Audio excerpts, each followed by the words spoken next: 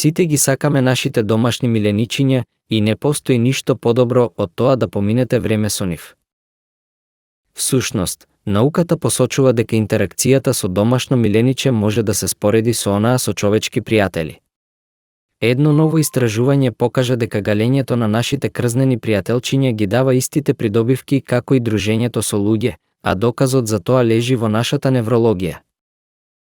Претходните истражувања докажаа дека префронталниот кортекс на мозокот е клучен регион кој е активен за време на различни аспекти на дружењето и при обработката на социјалните интеракции.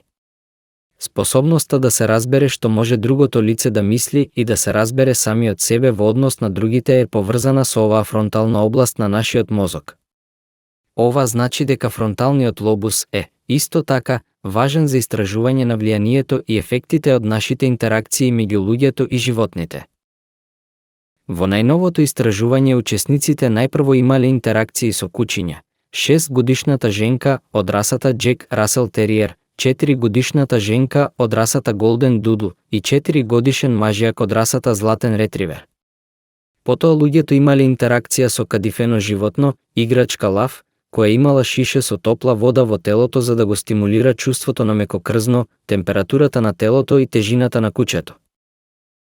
Истражувачите го мереле оксигенираниот, деоксигенираниот и вкупниот хемоглобин и заситеноста со кислород на крвта во фронталниот лобус на мозокот на учесниците за да ја проценат нивната мозочна активност додека тие поминувале време во физички контакт со вистинските животни. Потоа, научниците го мереле истото со интеракциите со кадифеното животно. Истражувањето покажало поголема активност во овој социјално поврзан дел од мозокот кога учесниците имале интеракција со вистинските кучиња, во споредба со интеракцијата со лавот играчка. Интеракцијата со животно е важна социјална можност која станува емотивно релевантна и важна, велат научниците. Овој вид истражување укажува и на вредноста на блиската интеракција меѓу животните и ранливите луѓе во нашето општество. Има многу луѓе чии можности за редовен социјален контакт се намалени. Токму затоа, вклучувањето на животните во терапевтски интервенции е ветувачки пристап за подобрување на емоционалното здравје на луѓето.